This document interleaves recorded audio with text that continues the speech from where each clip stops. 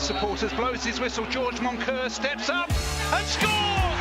Bottom corner of the net. The goalkeeper was very close, and it's John. He lets in a low cross, and a spin turn in. And Leyton Orient are back on level terms. He'll come to James. He shoots. Oh, and a goal from Tom James. That was a volley, and that was. It's a low cross. It's an inviting cross, and it's been turned in by Theo Archibald, and he celebrates in front of the travelling faithful. Well, this is it. Another huge match here in E10 and another top of the table clash, and the O's are looking to try and reclaim their spot at the top of the league, and it's an exciting game against tough opposition in the shape of Northampton Town, promotion contenders from last season, and hopefully the O's can continue their near perfect home record here at Brisbane Road, and we're going to be bringing every single second of the action direct to you here on Orient Live. And make sure you stick around with us because we have got some fantastic guests for you today. Jabbo Abiri will be joining us shortly, but I'm also delighted to be joined by journalist Brendan Pitcher and, most importantly, the Orient chairman, Nigel Travis. Thank you for joining us, Nigel. It's an absolute pleasure to have you here. And first of all, let's talk about the start to the season we've had. You must be absolutely buzzing. Yeah, no, I'm really excited. I think we spent a lot of time in the summer debating about the squad, obviously led by Martin and Richie. Richie is like an attraction in his own right to players. Players want to come and play for Richie. So I think we had a very successful summer. Summer's always interesting because the loan players don't come out until the last minute typically, because clubs want to assess what they've got. They also want to keep players so that they can play practice games. So it's always a bit of a last minute thing. But I think El Mazzuni and Kelman coming towards the end of the window was terrific. And I think that Richie's managed to get the team together. I've said this to him, and I'll say it to all the viewers. Richie's got a bunch of skills that could go in any industry. He truly engages with everyone. I mean, you see how he engages with the fans. I think we've got someone special, and I think it's radiated right through the squad. So I feel we've started the season well. I think we keep saying we're not quite, as Richie says, the finished article, but I think we're getting closer. And I actually thought last week, Richie kind of disagreed with this, but I thought last week in the first half we were excellent. We just didn't get that second goal. And you've of course been watching from afar, but you're obviously still feeling that connection that Richie's shown in today's International Day as well. You must be buzzing to be here. Well, yeah, I mean, on the stream, I mean, I think most people know I'm a big fan of streaming and the work that you do, because we want to make Leyton Orient fans everywhere. I mean, it was interesting this morning. I had someone who we didn't work together, but he was a contact in Dallas when I was in Dallas. He wrote to me. He's now picked up Leyton Orient. He's creating a fan club in Dallas, and he watches this. I mean, there's so many people out there who I think will finally figure out that getting onto this and setting up the subscription, they've got their own club. And today, we've got over 40 people from America over in the West End. They are so excited, and by the way, hopefully, and I believe they will, spending a fortune in the shop. But, you know, we priced it at $2.99 for the day. They've got a Q&A with Richie. They've got a dinner with players and coaches tonight and the game. I mean, this is like a dream. And I think the more we can capture this is why this streaming, which you guys do a fantastic job, I think the more we can do this and the better known, the more this club will grow. Hopefully so. And just to touch on the game itself, the international fans should be in for a treat. It's a massive one here, Brendan. Yeah, it's a big game. Look, we want to get back to winning ways as soon as possible, but it is a very tough opponent. Look, Northampton for me were probably one of the best sides that came to Brisbane Road last season, and it's gonna be a tough test. But what we know about this Richie Wellens side is they've got such a great mentality, and I do expect them to hopefully get back to winning ways today. And you've touched on the fact you've had some chats with Richie whilst you've been over here. I'm guessing you've seen some of the players. What's been the feel like for you as the chairman with this group of players? Well, I'm just going to copy what Richie says. I think this is a special group. I mean, I've got to know them well. They all poke fun at me, which is fantastic. I don't think people quite understand how we treat this. I mean, Kent and I have a very similar philosophy, and we're all in this together. I mean, we have, once a month, we have this all-employee call where we tell the players about the finances, we tell them everything that's going on. You know, there's no hierarchy in this club. I hate being called Mr. Chairman. I hate being called Mr. Travis. I'm Nigel. I'm here to help. And I think Richie has managed to put that message through to the players. We've got a great group. We've got some great leaders like Omar and Darren, who I don't think is playing at the start today, but these days not playing at the start doesn't mean anything because it's a 15, 16-man game now. I mean, what an inspiration as a captain, and what a fine person. And he doesn't know this, but I'm going to sort of talk about him especially tonight with the international group. And then George coming in. We've got that nice blend of experience and youth, and wow, what a great skill set we've got. So I'm excited.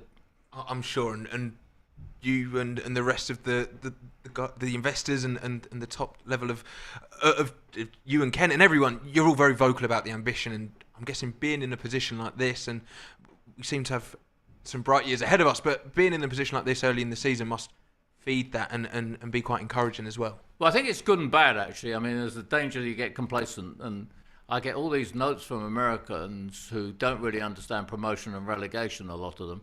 Oh, you know, congratulations, you're top of the league. Well, yeah, we're top of the league after like 10 games. I mean, what's that mean? I mean, we all know it's a long slog, and you just have to keep banging away every week. And but no, I think it's exciting. I think we can build on it. We're already talking about what we're going to do in the January window, though I'm not going to reveal. But yeah, I mean, the goal, as I said over to the people on the third floor half an hour ago, is we want to go up this year. Northampton, their owner's a great friend of mine. I mean, we both have places in Southwest Florida, and by the way, both our homes survived the hurricane, and you know, hopefully they'll go up with us. Well, hopefully they don't finish above us, but yeah, would be nice. But if you look maybe off the pitch, but also on the pitch as well, I guess you were talking just before we came on air about the partnership we've got with Tottenham and the benefits that will have for us as well. And there's a massive clash happening tomorrow, isn't there? Yeah, I mean, I won't talk at length about the deal, but it's a good deal. They start tomorrow. They play this team, I don't know if you've heard of them, called Liverpool.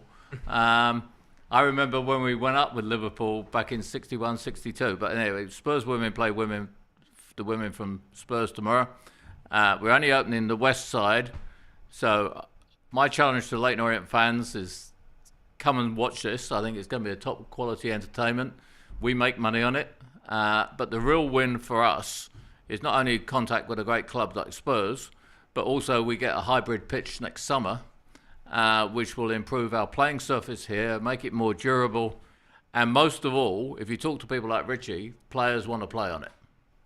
Well, and it sounds like it could be a massive Premier League clash which could sell out if what you say is anything to go by, Nigel. So make sure you get yourself down to E10 tomorrow and come and get behind Spurs or Liverpool. One of the ladies' team, whoever you want to support, come down and enjoy the day. You can get your tickets on the day, so make sure you join us for that one. But Nigel, thank you for joining us. We'll let you go and get back to your international fans and enjoy the match. And we're going to be looking towards this afternoon's match with Jabo Biro very shortly. But first, let's hear the pre-match thoughts of Richie Wellens. We're going into the weekend, a big game against Northampton Town, and one I'm sure the squad are really relishing. Can't wait. Northampton was, I think it was the second last game of the season. Last season, they was going for automatic promotion, and obviously we was playing for nothing. So if you were to fast forward 13, 14 games and told us we're in this position where full house, good away support, and obviously fighting for the top end of the table, we would have bit your hand off. So really good game to be involved in against a good club, a club that historically, whenever they drop down to League Two, are always up and amongst it to get promotion back into League One. So yeah, great game for us. A lot would have changed since that game at the back end of last season, but what would you have learned from that encounter? Well, I learned a lot, especially the way that they play. I went to watch them away at Walsall a couple of Wednesdays ago. So it's a really good team, physical. You know, got a lot of really efficient players, and I think in Pinnock and Hoskins they've got two of the best wide men in the league, so they're a threat, but we know that. But if we keep our performance levels as they are and have a little bit more belief, then we'll be in a good place. In terms of the last two performances, obviously your side have been pretty dominant in the game, especially in terms of possession and the share of the ball you've seen in the final third. So is one of the focuses for you this week just trying to create more clear-cut chances and put them away? No, I think the Newport game was a little bit different. We kept going till the very end. We made a couple of mistakes in the game which cost us a 2-goal deficit, but we kept going till the end. And if I'm being honest, probably the Doncaster performance in the last 25 minutes was probably on me. Probably went a little bit too negative to keep a point. Not to keep a point, but to try and keep out 1-0.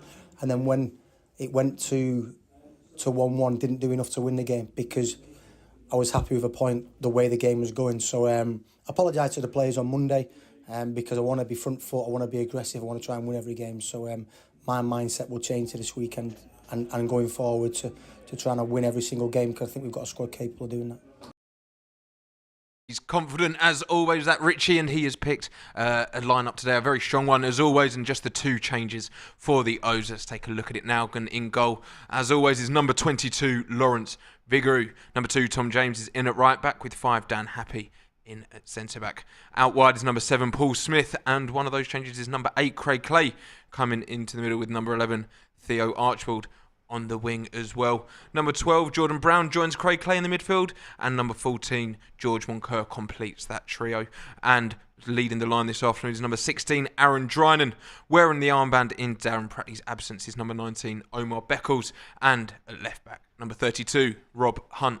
And on the bench for the O's, Sam Sargent, Shadow G, Adam Thompson, Ruel Sotiriou, Darren Pratley, Charlie Kelman, and Stephen Duke McKenna. So a couple of, I think, enforced changes for the O's this afternoon, Brendan, and that midfield's looking slightly different to the one that we always rave about of how consistent they are. It's going to be slightly different this afternoon. Yeah, it's a blow to lose Idris El Mazouni, obviously, because he's been one of the standouts this season, and he gives us something that I don't think we have a lot of in this squad. But obviously, it's a chance for Jordan Brown and Craig Clay to come in. Jordan Brown has been so consistent when he's come in. He's really done a great job at just being available at all times, coming in to close off matches and doing really well at that role. And then Craig Clay, I mean, since we saw Nigel and Kent there, since they've come in, he's been the consistent, the key man.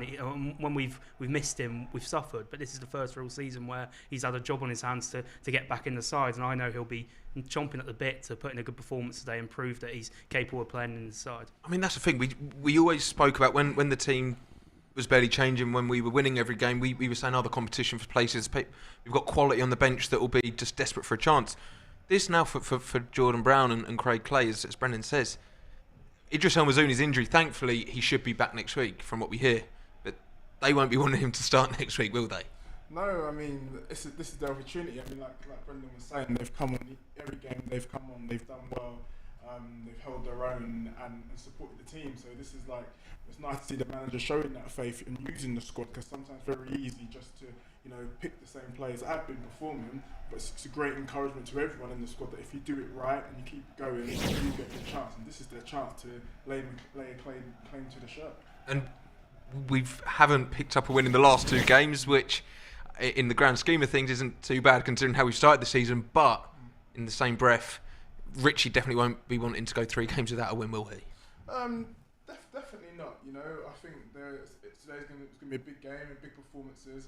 And like I said, when you bring 2 new people into the side that are coming into a side that's doing really well, they're going to have to be on their A game. I'm sure with the experience and the way they've been playing when they've come on, they're going to be on it, and I think that's going to lift the team even more. So I expect Orient to be at it from the start, and they're going to lay down a marker today. And goals will be crucial, as they always are, if you want to win a game of football. Am I right, Brendan? And so Aaron Drinan leading the line. He hasn't been in the team for too long since returning from his injury. He's on that. Hopefully, after a few more minutes, he'll be getting back in amongst the goals like we remember he can. Yeah, it's another player with a point to prove in terms of last season. Again, Aaron Drinan was absolutely crucial for us in terms of leading the line and pressing and getting goals. And obviously, when he got injured earlier in the summer, it was a little bit of a situation where we were like, what are we going to do now? But we ended up landing on our feet with Charlie Kelman, who started the season so well. And he's found himself pretty unfortunate to be out of the team now. And Aaron Drinan's going to have to prove again why Richie Wellens rates him so highly and why he was so integral last season, because a few more games without a goal, and Charlie Kelman's going to have to come back in, because there's that real competition for places. And I think Aaron Drinan's going to be feeling that today, and hopefully it's going to spur him on for a good performance. Hopefully so. And we'll come on to some of those attackers shortly soon as well, but a good defence is key to winning games as well. I think the boys would, I think it's fair to say, be quite disappointed in the manner we've conceded some of the goals over the last couple of games. Hopefully a bit more of a solid display from the lads today. Yeah, hopefully so. It's a recognised back four that's been ever present throughout the season. So it's nice to see them, just build that consistency, get that spirit going, and trying to getting back to those clean sheets again. But it's nice to see at least that staying constant, and I think they've done really well so far this season. And Rob Hunt is keeping his spot in at left back. Maybe unfair on Jaden Sweeney, but I think that speaks volumes as how good Rob Hunt has been and how much Richie trusts him. Yeah, of course. I mean, he with Rob Hunt, he just goes about his work ever so quietly. He doesn't make a mistake. He does all the right things. He's very supportive of and he reads the game very well.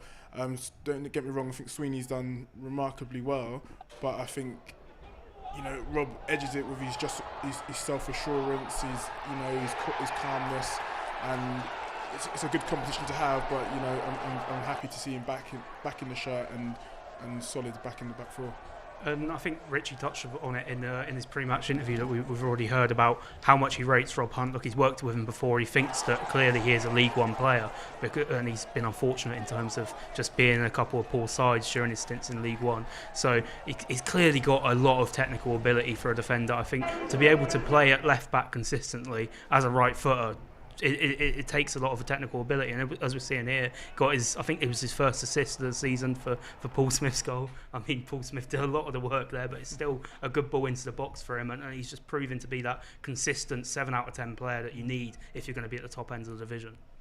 And that was his first assist of the season, but let's give some praise to Paul Smith again, Jabbo. He's any football fan's dream. Just he's with him in the lineup, you feel like you're gonna have chances. And there was rumours that he might be touch and go today for fitness, but how good is it seeing him on that team sheet? That's a massive positive. Anytime you see his name down on the sheet, and the form he's in, his confidence. After last week's goal, he's going to be buzzing. He's going to hopefully walking on water today, and just someone that if the game's tight, you just know that he's got that magic just to open up doors, score a great goal, and it's someone that you want to see on the grass all the time. And I know we've just seen it, but let's watch that goal one more time. Goal of the season, Jabbo. Let's have a look at this because it's just special. So I think we're running out of words to describe it. It's just magnificent. It's the touch for me. The first touch just freezes everyone, and then it's just the ability, the agility, just to get his foot over the ball like that, and then and then there's that. Then you see that. I mean, it's not fair to show that after Paul Smith. You're doing me wrong. But not everyone can get off the ground like that. It takes special sort of players to have that agility. So as you see there, we thought we'd let you get the WD-40 out for that one as well. Get some oil on the change. That was it was a good finish. But let's talk about the celebration. It's not quite the backflips that we see from little Smithy. To be fair, my thought was to do a backflip. Then I realised how heavy I was, and the gravity played a big part there.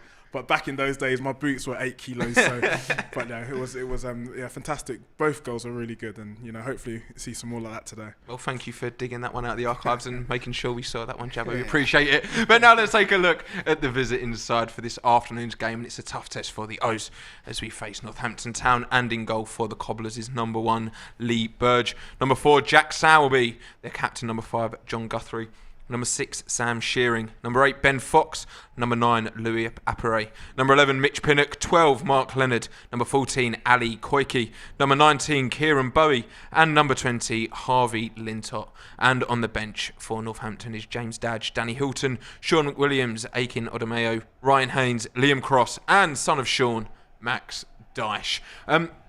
What are you expecting then today from Northampton Town?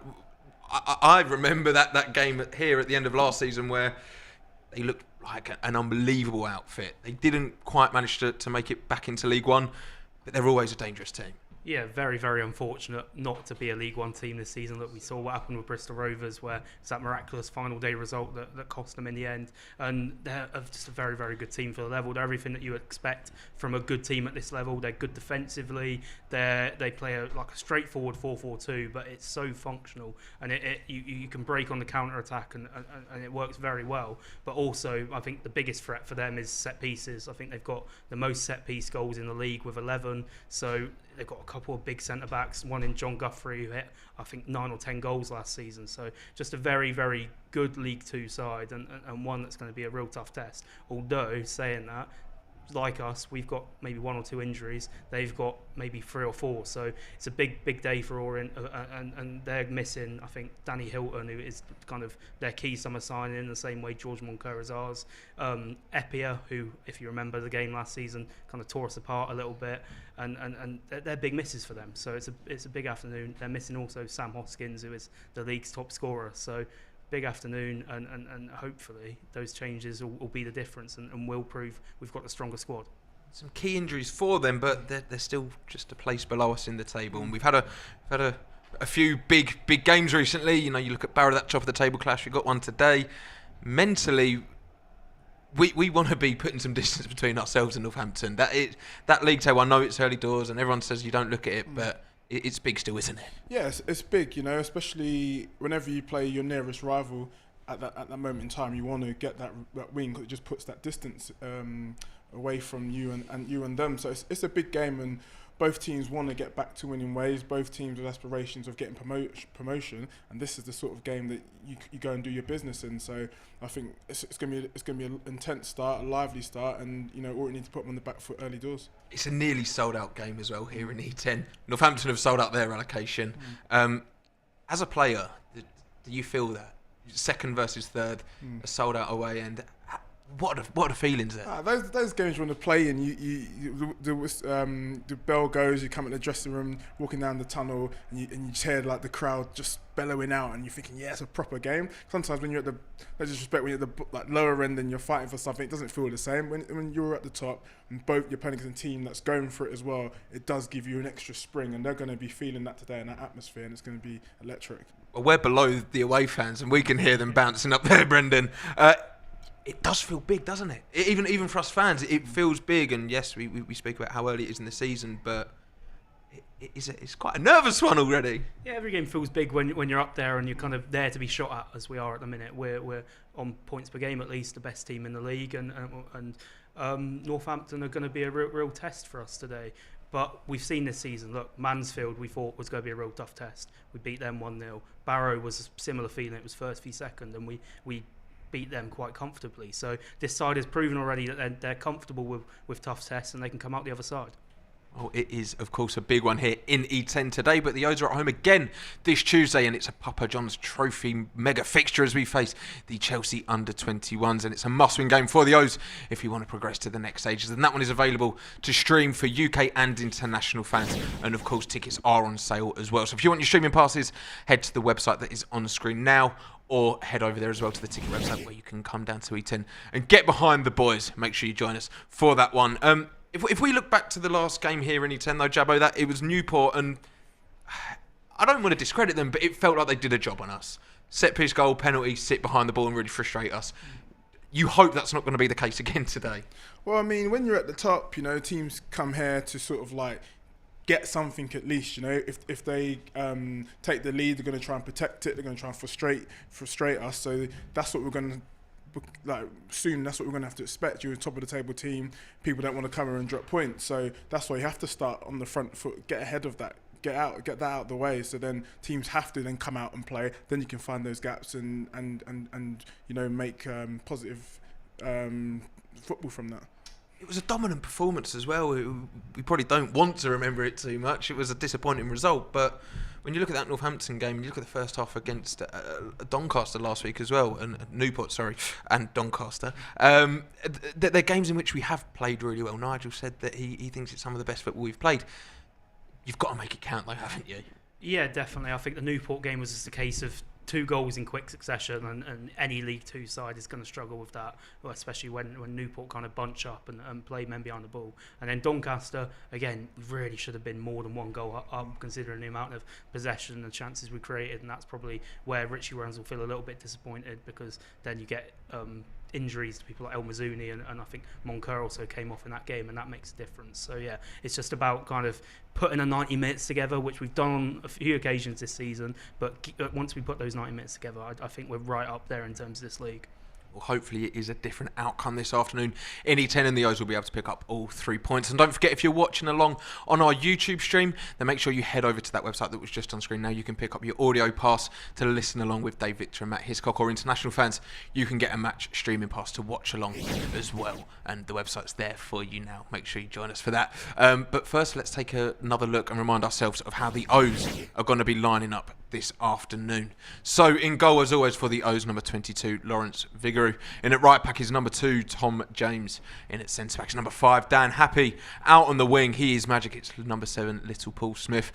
Coming into the midfield is number 8, Craig Clay. And on the other wing is number 11, Theo Archibald. Joining Craig in the midfield is number 12, Jordan Brown. And completing that midfield trio is number 14, George Moncur. Leading the line is 16, Aaron Drynan. Wearing the armband today in Darren Prattley's absence is number 19, Omar Beckles. And finishing us off in at left back is number 32, Rob Hunt. And on the bench for the O's, Sam Sargent, Shad Oji, Adam Thompson, Ruel Sotiriou, Darren Prattley, Charlie Kelman and Stephen Duke McKenna. Now, we haven't really spoken about the absence of Darren Prattley. We're missing our captain, and it's kind of gone under the radar a little bit. You've got Omar to step in, but you've also just got a deep squad. He has been important, but it's good to give him a rest at times as well, isn't it? Yeah, definitely. I mean, the one thing about this side, they are leaders, and throughout the spine of the side. But he's going to be ever present. He's on the bench. He's going to, I'm sure, in the dressing room, he's bellowing out. He's laying down the marker, telling everyone, the right information. But I think the rest will probably doing some good, because I know when you get to those later ages, the body start feeling those aches and pains a little bit more. But again, it just shows the quality in the squad and the faith Richie has in the side to make those changes. And do you think it's slightly tactical from Richie here? Obviously, Idris is a big miss, but Brown and Clay maybe slightly more energetic duo. I'm not sure. What do you make of it? Yeah, possibly. I think if Prattley was feeling it, I'm sure Prattley and Richie have had this conversation about how he's feeling, and perhaps it's a case of, look, there's 5 subs, maybe 30 minutes of Prattley at full tilt would be better than an hour at kind of half tilt. And we know, look, Craig Clay, Jordan Brown, more than capable replacements. You've got the players in the tunnel now. If we take a look there, what do you think the feelings are? I hear Jabbo. They look fairly calm. Yeah, that's what you do. You're lining up there, feeling cool, but inside you're like you're raring to go. Sometimes, I often wouldn't try and look at my opposing player, or if I'm up against a defender, I try and give him a couple of evils, just show him I mean business. But you always just try and act like you're cool and stuff, but inside the fire's burning. It's a slightly older mascot there, Brendan. But if you look at the Northampton side, this is big for them as well. Let's not beat around the bush. As you said, we're the ones who have had the start we've had. They've got to come here and they've got to perform. Yeah, they're on a poor run of form. That we've had 2 games without a win. They've had 3 and a lot of defeats in there. So they need to bounce back. They're a side that's been expected to be up there, whereas we're doing our best up there, but I don't think anyone had us as first at the beginning of the season. So a lot of expectation on them, and they'll be feeling the pressure today. Well, the stadium is shaking and the boys are making their way out onto the pitch. So it's time to hand over to our match commentary team of Dave Victor and Matt Hiscock.